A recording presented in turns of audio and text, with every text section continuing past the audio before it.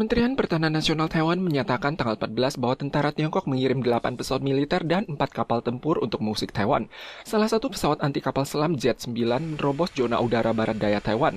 Selain itu, kontroversi balon pengintai antara Amerika Serikat dan Tiongkok belum berakhir. Laporan terbaru dari media Financial Times Inggris menunjukkan bahwa dalam beberapa tahun terakhir, puluhan balon militer Tiongkok telah menginvasi zona udara Taiwan, rata-rata sekali setahun untuk mengumpulkan data atmosfer di angkasa Taiwan, yang dinilai sebagai persiapan menginvasi Taiwan. Sebagian besar balon yang muncul di perairan sekitar Taiwan adalah balon pendeteksi cuaca, bukan balon pengintai militer. Tentara nasional mampu memahami ruang lingkup pengintaian dan pencarian, juga bisa membedakan ukuran balon Tiongkok dan menentukan apakah ia memiliki fungsi pengintaian. Sejauh ini belum menemui ancaman balon yang harus ditembak jatuh. Walau demikian, tentara nasional akan melakukan penembakan sesuai protokol saat balon udara dinilai menerobos zona udara Taiwan. 如果今天我们确认这个目标是属于具有高度威胁的，那我们的处置手段当然就包含它在进入或接近我们领海范围之内加以击落。 Menanggapi penembakan balon pengintai yang dicurigai Amerika selama sebulan terakhir, Tiongkok menuduh bahwa Amerika Serikat barulah mata-mata selama ini, mengklaim bahwa balon udara Amerika telah terbang secara ilegal di zona udara Tiongkok lebih dari 10 kali sejak tahun lalu. Hal ini dibantah Amerika yang menyatakan tidak ada pesawat pengintai Amerika di angkasa Taiwan dan di Laut Tiongkok Selatan. Akibat pengaruh massa udara dingin kontinental, suhu terendah 8,5 derajat Celcius tercatat di kawasan Fukui, Chiao, kota New Taipei tanggal 14. Akibat perbedaan suhu drastis akhir-akhir ini, kapasitas UGD rumah sakit hampir selalu dipenuhi sebagian lansia terdiagnosis yang tidak mengkonsumsi obat antivirus sehingga meningkatkan angka kematian akibat gejala silent hypoxia. 那到后来咳嗽一直没有好，那一验的话血氧是比较低的，所以隐形缺氧即使在 Omicron 还是存在的。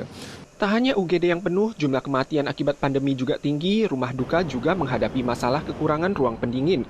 Pihak rumah duka kota Taipei menyatakan sesuai tradisi, prosesi perpisahan umumnya tidak dilakukan dari Tahun Baru Imlek hingga Festival Lentera, sehingga menyebabkan padatnya penggunaan ruang pendingin setiap tahun pasca liburan Imlek.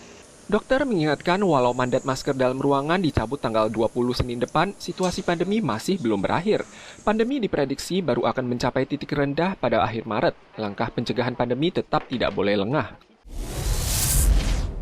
Amandemen UU Pencegahan Bahaya Rokok disahkan tanggal 12 Januari oleh UN Legislatif lewat pembacaan 3 kali.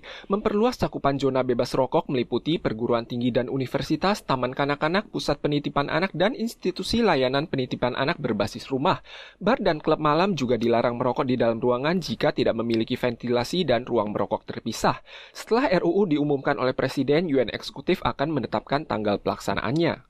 Namun ormas yang mendorong advokasi anti rokok menilai saat ini ada 65 negara di seluruh dunia yang melarang merokok di dalam ruangan bar dan klub malam. Dan demi menjaga kesehatan masyarakat disarankan agar semua kegiatan merokok di dalam ruangan harus dilarang total untuk menciptakan lingkungan yang benar-benar bebas dari asap rokok.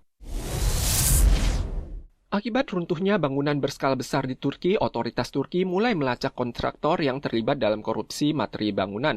Beberapa kontraktor ditahan polisi saat mencoba meninggalkan negara lewat bandara Istanbul. Ada juga developer yang hendak melarikan diri ke luar negeri namun berhasil dicegat terlebih dahulu di bandara. Ada juga kontraktor yang langsung diserahkan ke kantor polisi. Wakil Presiden Turki menyampaikan 131 pelaku korupsi materi bangunan telah diselidiki dan surat perintah penangkapan mereka juga telah dikeluarkan. 12 di antaranya telah diamankan. Ia berjanji akan melacak kasus ini hingga tuntas. Situasi keamanan di lokasi bencana terus memburuk. Hampir semua supermarket, apotik, barang elektronik, dan berbagai toko dijarah.